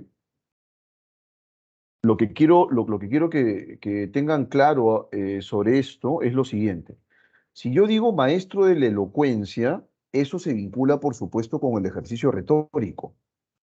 No tiene sentido decir expertos en retórica, porque un experto en retórica ya está implicado en el concepto de maestros de la elocuencia.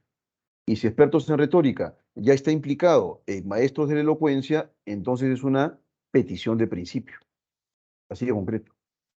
¿No es cierto? Recuerden este de pienso, luego existo, ¿no? Existir ya está implicado en pensar, así que es absurdo que me digas pienso, luego existo. ¿Ok? Petición de principio. Así de concreto. Seguimos. Dice acá, la pelea de gallos es una práctica cultural desde hace 2500 años. Por esta razón, debe ser respetada por todo el mundo.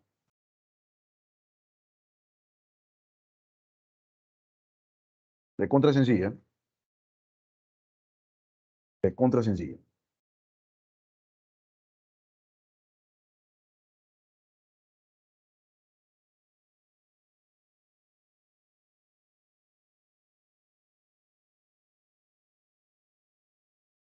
La B sería.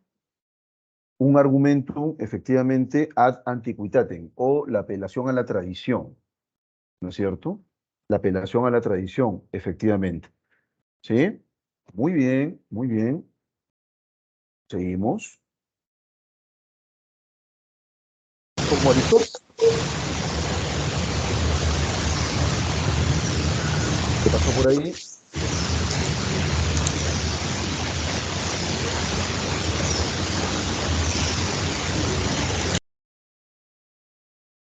Ya ten cuidado, Daniel, que se...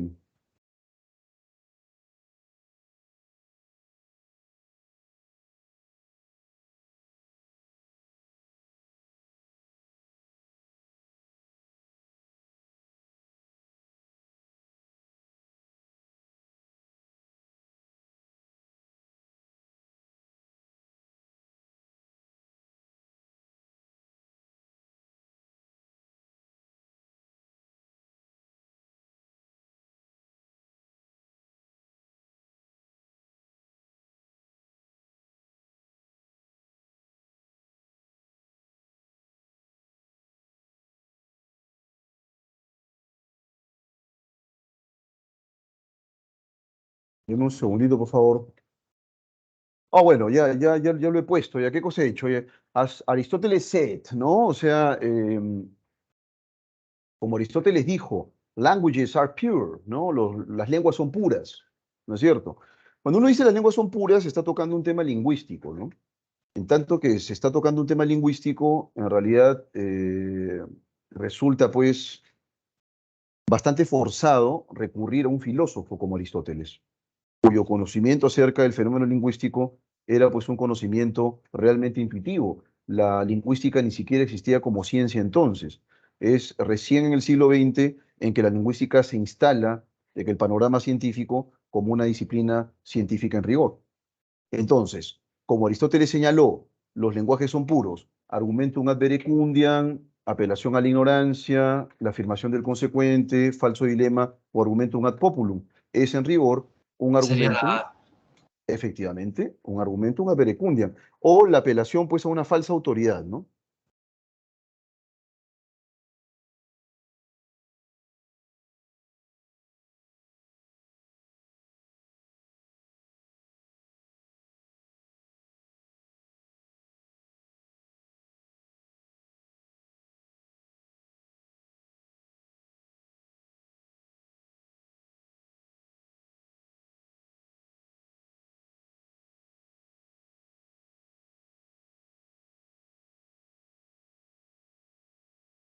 Seguimos por aquí. If you are not, si tú no eres a university student, un estudiante universitario, you are totally ignorant. Eres completamente ignorante. And have no right, y no tienes razón, to comment on this matter, al comentar sobre esta materia. Ahí tenemos 4 falacias. Strawman argument. ¿Qué cosa es strawman? Debió ser separado. Straw, separado, man. Strawman es hombre de paja. Argumento del hombre de paja, argumentum ad conditionalis, el argumento circular, el argumentum ad hominem o la apelación al silencio.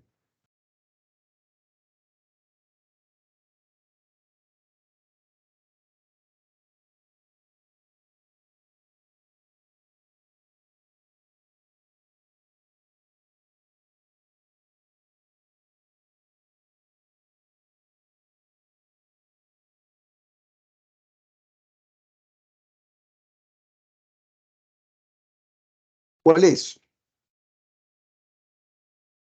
¿Cuál es? La D.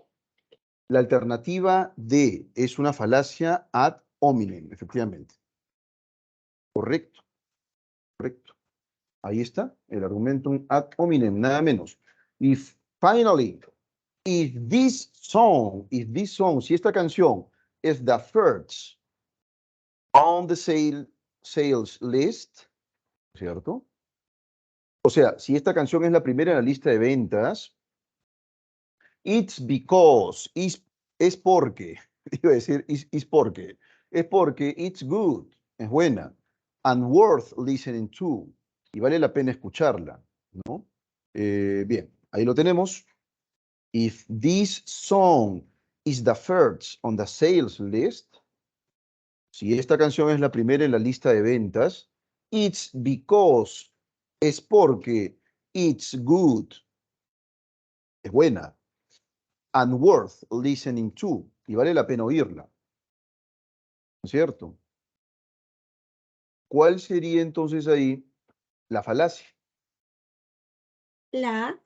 La alternativa a petición de principio. No, maestra, no es petición de principio. La sé. La alternativa C, argumentum ad populum. Perfecto. ¿Por qué, profesor? Porque, a ver, ahora, por ejemplo, un bodrio como Shakira se ha vuelto pues un éxito mundial, ¿no es cierto?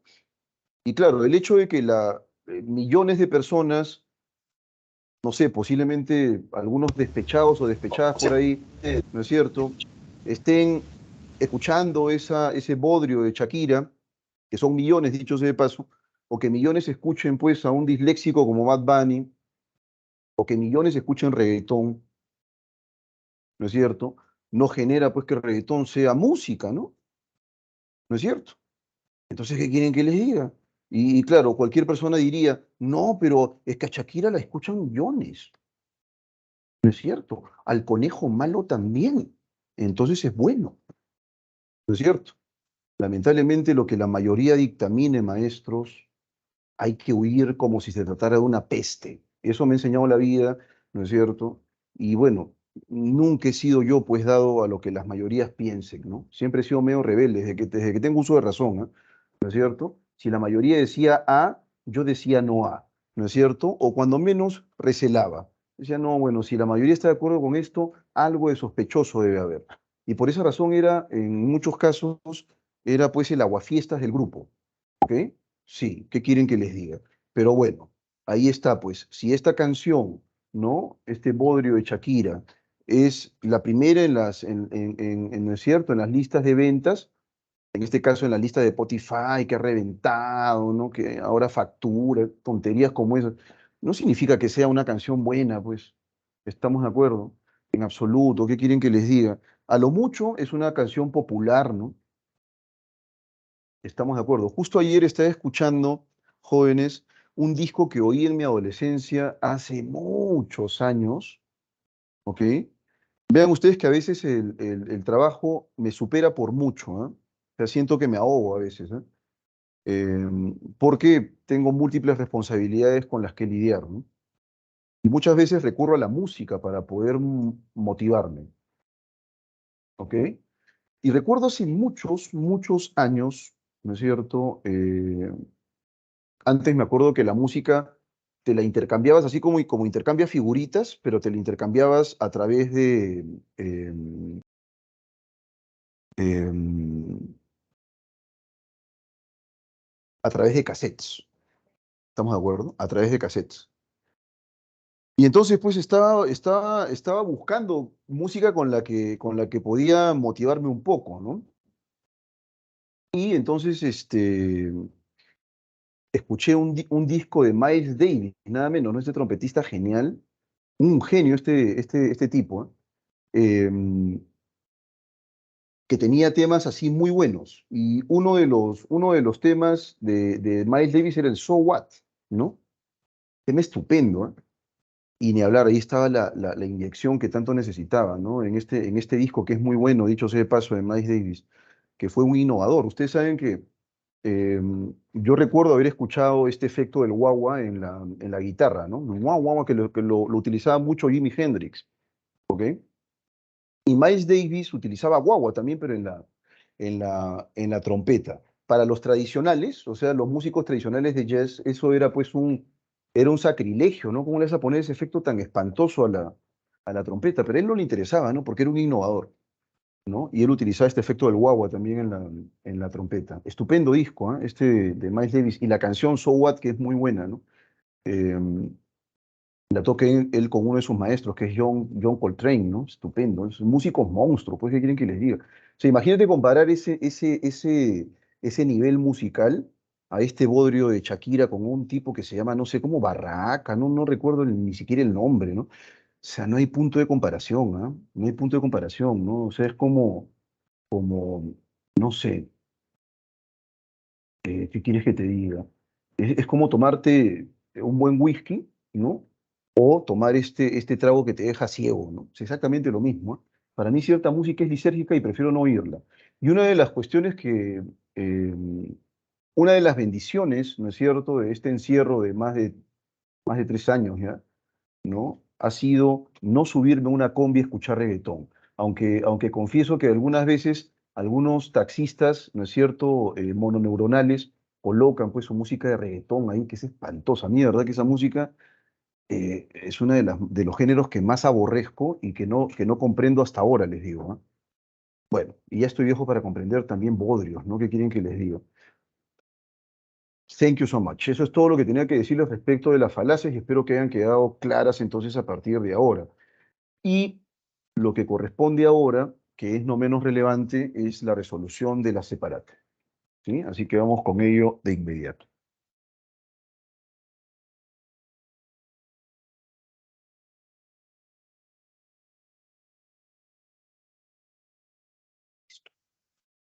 ¿Ah? Y entonces, bueno, ahí tenemos, esto ya lo hemos visto, Así que esto lo voy a pasar rápidamente, no voy a tener que detenerme aquí porque esto ya lo he explicado. Aquí están las falacias que hemos visto hace un momento. Y me voy directo a la vena, ¿ok? Directo a la vena. Ahí está. Profesor, ¿y qué cosa hice ahí? Vamos de menos a más, ¿ok? Vamos de menos a más. Meanwhile, dice acá, meanwhile, mientras tanto, ¿ok? Mientras tanto. In the Montana State, en el estado de Montana, governor's race, o sea, la carrera de gobernador, ¿cierto? O sea, lo que quiere decir esta primera parte, la parte superior, que ustedes están viendo por acá, es mientras tanto. Yo recuerdo que esa introducción, ¿no? La podías escuchar en algunos dibujos animados, ¿no? Mientras tanto, o sea, ¿qué está haciendo el personaje malvado, por ejemplo, ¿no? Mientras tanto, este personaje malvado, mira lo que está haciendo. O, mientras tanto, el superhéroe, ¿no? ¿Qué cosa es lo que está ocurriendo con él? Bueno, ocurre exactamente lo mismo aquí, ¿no? Mientras tanto, en el estado de Montana, específicamente en lo concerniente a la carrera de gobernador, ¿no? ¿Qué es lo que está pasando ahí? Dice, lo que dice la, la política en este caso, ¿no? Que es una mujer. And because of that,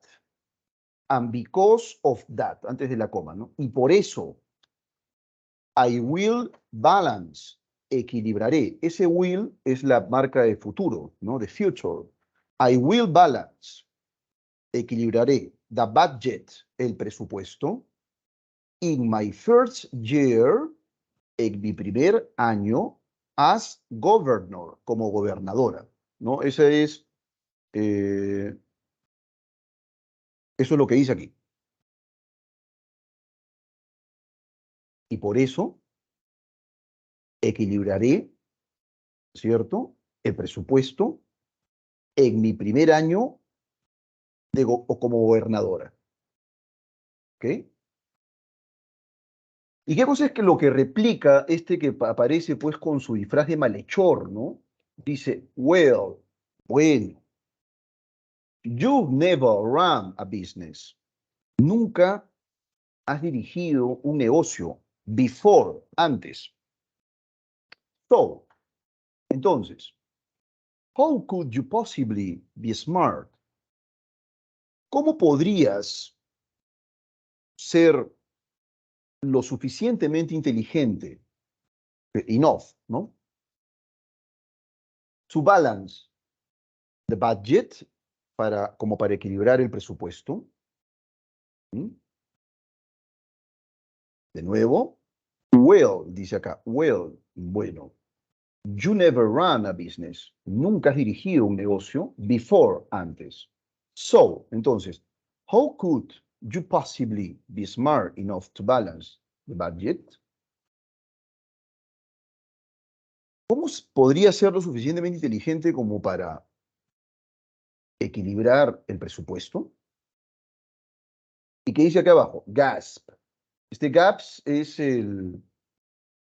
la onomatopeya, ¿no es cierto?, vinculada con el jadeo. ¿Qué? Oh, no. ¿No es cierto? Dice acá. Y luego acá abajo dice, what does that mean? ¿Qué significa eso? ¿Ok? What does that mean? ¿Qué significa eso? Bueno, aquí antes de pasar a las preguntas, ¿no es cierto? Quiero que ustedes, por favor, me respondan. ¿Les parece que hay alguna falacia por aquí, maestros? ¿Les parece que hay alguna falacia por aquí?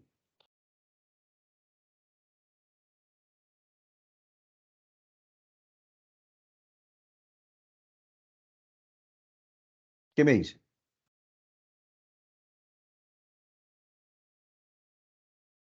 ¿Alguna falacia por aquí? A ver, los escucho, los leo. Ahí está, muy bien, perfecto. Franco Leonardo, muy bien. Rodrigo Sebastián, me dicen sí, profesor. Y es más, Franco Leonardo me dice la falacia en rigor, ¿ah? Es una falacia ad hominem, ¿ok? Es una falacia ad hominem. Eso quiere decir, ¿no es cierto?, que está pues cuestionándola, está cuestionando a la persona, no está cuestionando la propuesta.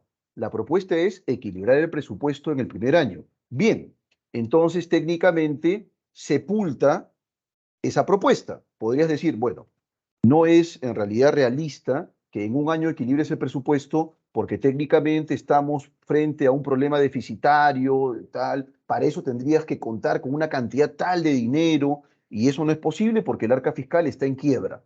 Ya, ahí digamos razones técnicas, no estoy ahorita fabulando. Pero en este caso no hay nada de eso, estás más bien atacando, ¿no es cierto?, a la persona. Bueno, a ver, un momento. Nunca has dirigido siquiera, ¿no es cierto?, la lista de compras del mercado. Y me vas a venir a decir tú que vas a equilibrar el presupuesto en el primer año. Ya pues, y además eres mujer. No te pases, no te pases. Toda la vida has estado a expensas de tu marido político. Y me vas a venir a decir que has a equilibrar algo.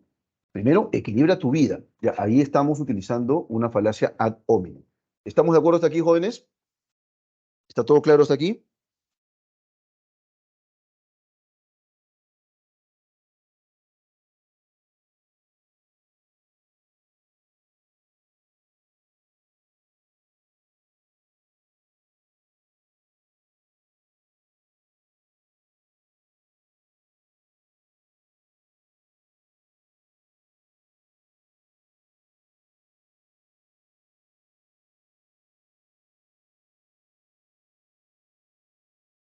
¿Hasta aquí está todo claro?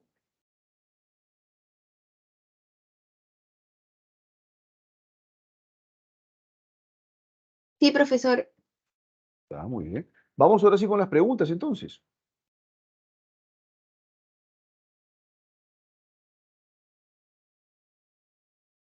It is inferred, se infiere, that the debate between both characters, que el debate entre los dos personajes, este characters es personajes, ¿ok? Is focused, o sea, está enfocado o se centra en the choice of the best prime minister who should guide the UK. Ya eso es en realidad demasiado específico como para que pueda ser clave, ¿no? The choice, la elección of the best prime minister, del mejor primer ministro, who, quien, should guide, debería guiar, the UK, el Reino Unido. Alternativa A. Alternativa B. Alternativa B. Who is the best candidate? ¿Quién es el mejor candidato? To solve, para resolver, ascertain economic problem, ¿cierto? Un determinado, un cierto problema económico. Alternativa C. Who is the best person? Who is the best person? ¿Cierto? ¿Quién es la mejor persona?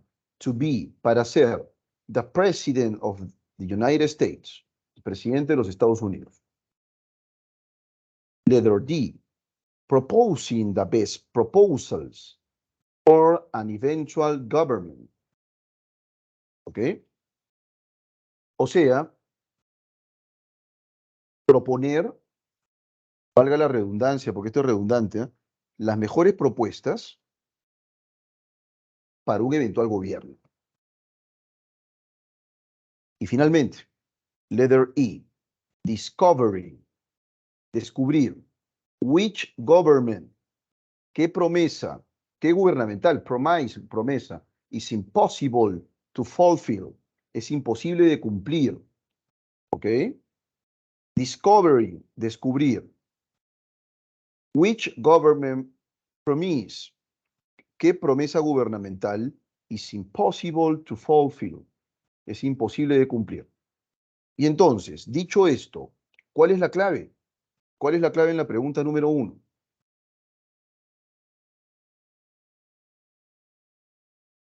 En la número 1 me dicen que la clave es la D, o sea, proponer la mejor propuesta para un eventual gobierno. Pero yo les digo, si... Es la B, profesor. ¿Cuál? La B de brisa. La B de brisa. Muy bien, maestro. Porque yo, claro, lo que les diría es esto, ¿no?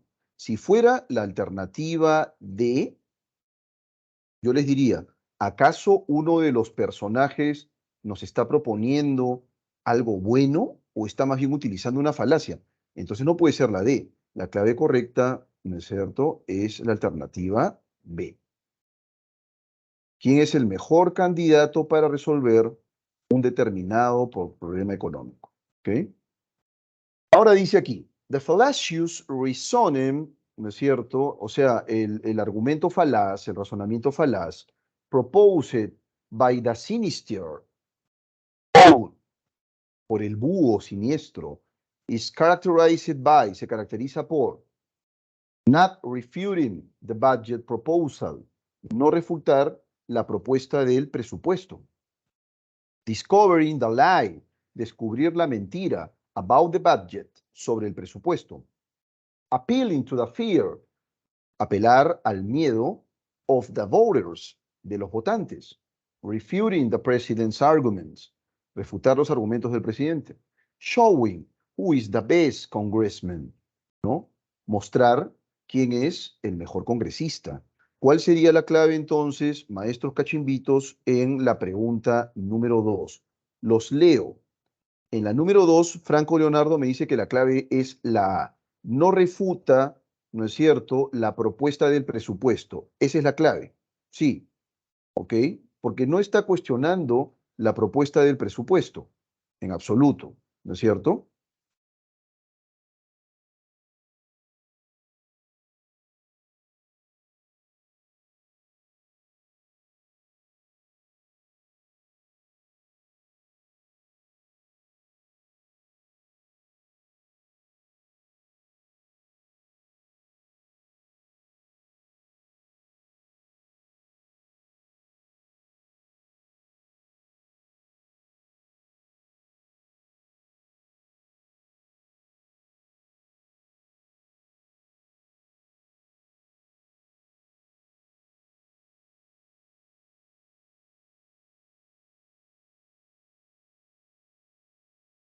Yo celebro los cambios en... ¿no? Entonces la otra semana vamos a ver. Bueno, seguimos, mis queridos cachimbos. El número 2 es la A, estoy de acuerdo con ustedes. Y luego, the grim owl appeals, ¿no es cierto? O sea, el búho sombrío apela to a fallacy, call it, a una falacia llamada, denominada, ad baculum, ex populo, ad hominem, ad verecundiat, ad ignorantem. ¿Cuál sería la clave? Muy sencillo. Ad hominem, profesor. La C. Perfecto. Muy bien, maestra. Claro que sí. That's right. Bueno, ya de arranque nos plantean un textito en inglés interesante, ¿eh? Algunas palabras aquí, una palabra nueva, por ejemplo, owl, ¿no? Grim, ¿ok? Grim. Owl, ¿sí? Búho, grim, sombrío. That's right. Bueno, seguimos. Ya estamos por aquí. Texto 2. Texto 2. Dice, la evolución se refiere al proceso por el cual los organismos vivos cambian con el tiempo. La evolución de las especies es un hecho verdadero. Muchos científicos así lo afirman, particularmente el eminente científico Charles Darwin. Por lo tanto, la evolución es una verdad porque Darwin así lo postuló, ¿cierto? Entonces, en el breve texto se alude principalmente a qué. Ustedes ya me dirán, ¿no es cierto, maestros cachimbos, cuál sería la clave aquí? ¿Ok? Vamos de menos a más, ¿ah? Vamos de menos a más. Calmantes montes, que la lucha es mucha.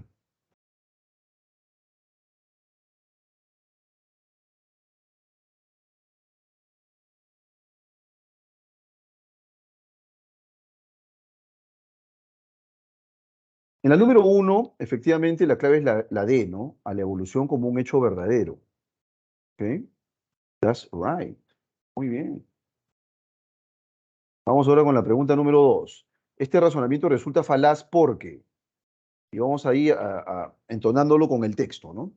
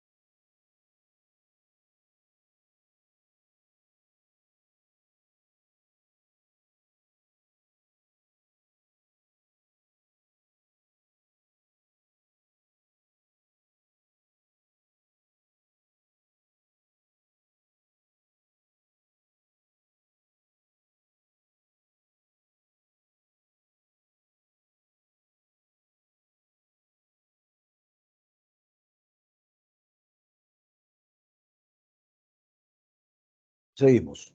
Bueno, a ver, ¿qué me dicen respecto de la número 2? ¿Qué me dicen respecto de la número 2? Número 2B o número 2E, ¿no es cierto? Número 2B, ningún científico llega a ser depositario de la verdad absoluta, ¿ok? La evolución es una verdad al margen del postulado de Darwin. Eso es cierto. La clave B, ¿ok? Es cierta, o sea, al margen de la pregunta y al margen del texto. Ningún científico llega en realidad a ser el formulador de una verdad absoluta. Eso no existe en ciencia. Todas las verdades son tentativas, con un alto grado de plausibilidad. Pero no existen verdades absolutas. Entonces, la clave B es cierta al margen del texto, pero no es la alternativa correcta, porque no es que el argumento resulte falaz porque ningún científico llega a ser depositario de la verdad absoluta. La evolución es un hecho al margen de Darwin. Puede ser que Darwin no haya postulado la evolución y eso no invalida la evolución como un hecho. Eso quiere decir entonces que la clave correcta es la E. La evolución es una verdad al margen del postulado darwiniano. ¿Ok? Ahí está.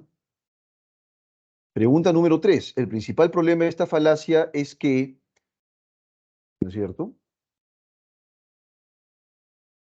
Vamos con calma y vayan ustedes por favor leyendo.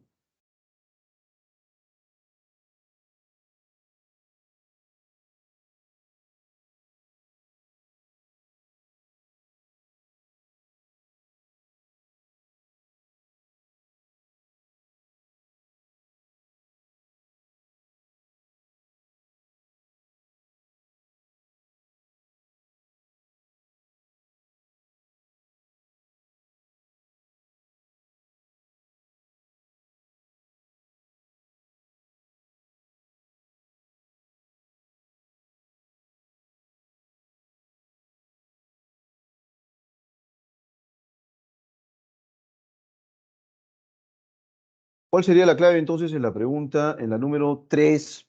Por ahí me dice Franco, la clave es la A, ¿no es cierto? No se aportan pruebas acerca de la veracidad de la conclusión. No hay ninguna prueba, más allá de decir, Darwin lo dijo, ¿no es cierto? Darwin lo dijo, así de concreto, ¿no? Y en ese sentido, Darwin lo dijo, Darwin lo dijo, Darwin lo dijo, así de concreto. eh, la falacia que estamos nosotros evaluando es,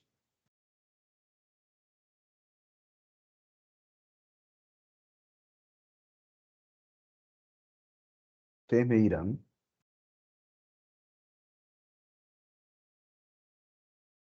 en la pregunta número 4.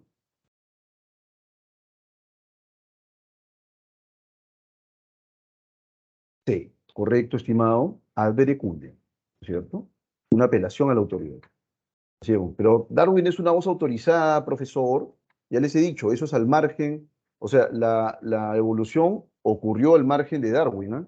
Ojo con eso, ¿sí? No necesitamos una voz autorizada para pensar en la evolución como un hecho, a eso me refiero, ¿sí? Pregunta número 3. La tasa de contagios de COVID-19 ha aumentado. Por lo tanto, se tiene que volver a utilizar las mascarillas para frenar ese incremento. Al respecto, el gobierno ha facultado a la policía a imponer una sanción económica de 100 soles a quien no se encuentre utilizando la mascarilla. En consecuencia, si quieres evitar la mascarilla, utilízala. O si quieres evitar la multa, perdón, utiliza la mascarilla. Infiere que uno de los fundamentos de este razonamiento es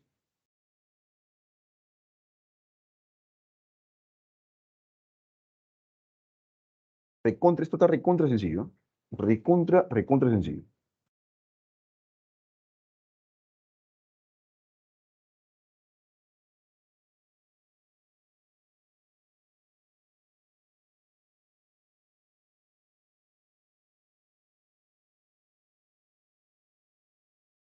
A ver, en la número 1, la clave correcta es la alternativa A. El perjuicio que podría representar, pero ¿qué perjuicio te podría representar 100 soles, digo yo?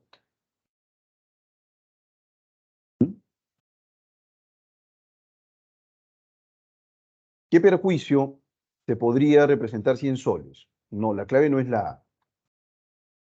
El fundamento está vinculado con el ejercicio de poder del policía que te puede multar, porque le han dado esa potestad, le han dado esa facultad. La clave correcta es la E. ¿Estamos de acuerdo? ¿Sí? Un policía te ve sin mascarilla, listo, multa. ¿Ok? Ahí está. E. El ejercicio de poder que a la policía se le ha delegado. La conclusión de este razonamiento es falaz porque esto te recontra sencillo.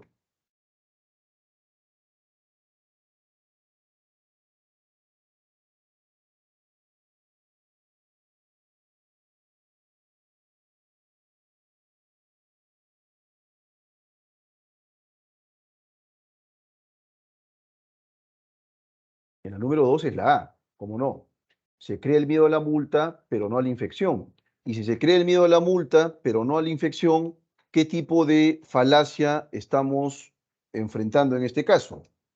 ¿Cuál es la falacia en rigor? La número 3, ¿cuál es la falacia?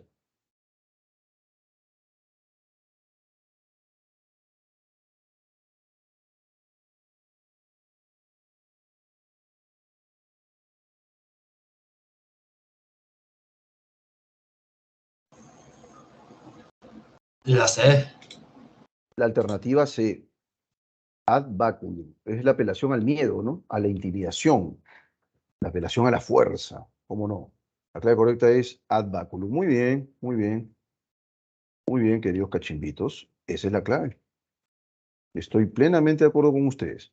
Vamos ahora con el texto 4 rápidamente. Según Cenami, estos días se caracterizarán porque el viento soplará muy fuerte de sur a norte. Así pues, hay que alistar la mochila de emergencia porque cuando hay vientos fortísimos, hay temblor o terremoto. Esa es una creencia antigua, ¿no? Claro, claro que sí, es una creencia antiguaza. Oye, mira, tremendo aire que está haciendo, ¿no es cierto? Tremendo aire que está haciendo. Eh,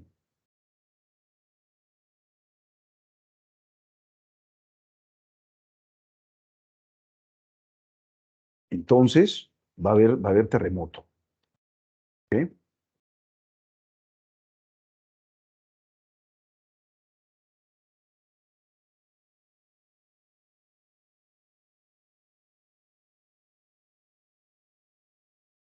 Vamos con la primera pregunta. El razonamiento expuesto en el texto se basa en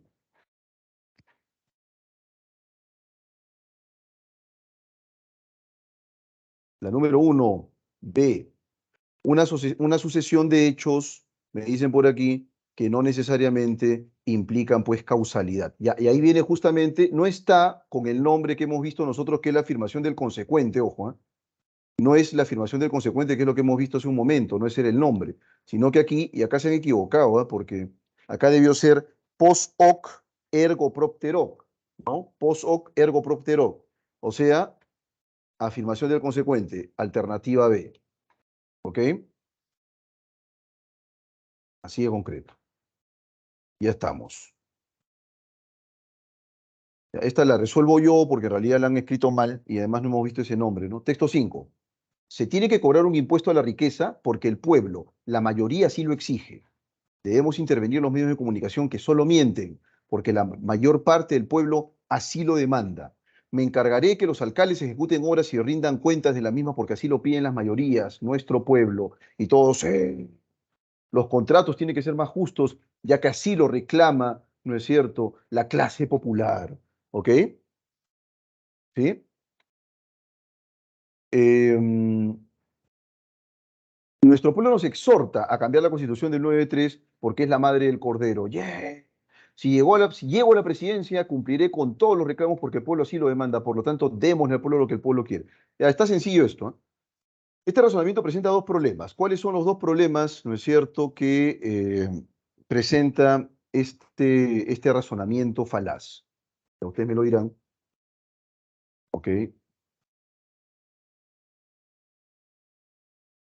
Ustedes me lo dirán, maestros cachimbos.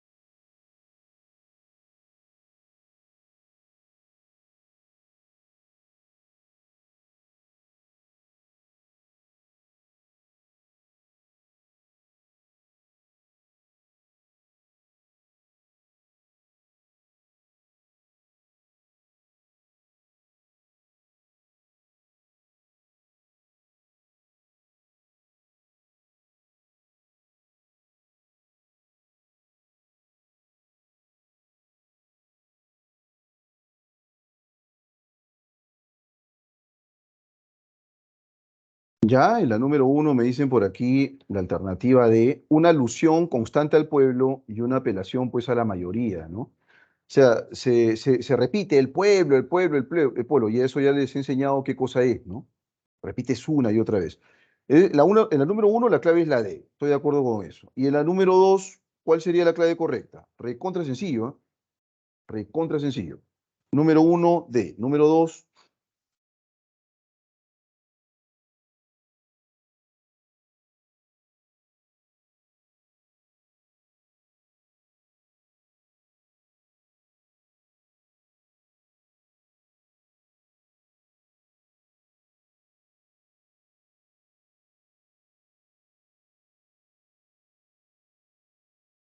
en la número 2, la clave correcta es la B. Muy bien.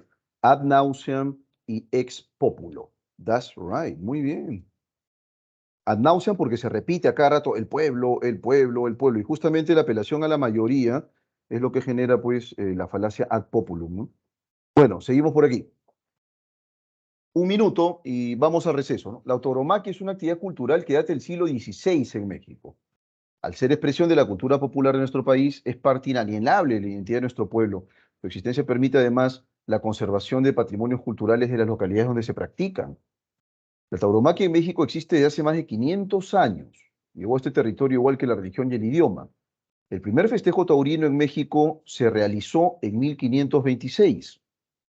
La tauromaquia en México es más antigua que la Virgen de Guadalupe, para que nuestro país siga siendo el crisol multicultural que se ha caracterizado desde siempre.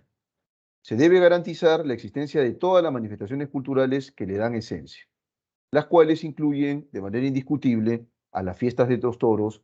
A pesar del creciente rechazo que expresan ciertos grupos, debemos garantizar que esta práctica cultural se tenga que mantener en el tiempo, ¿cierto? Hay 3 preguntas por aquí, pero esas 3 preguntas ya las resolveremos después del receso, ¿sí? Nos vemos entonces en 15 minutos, maestros cachinos.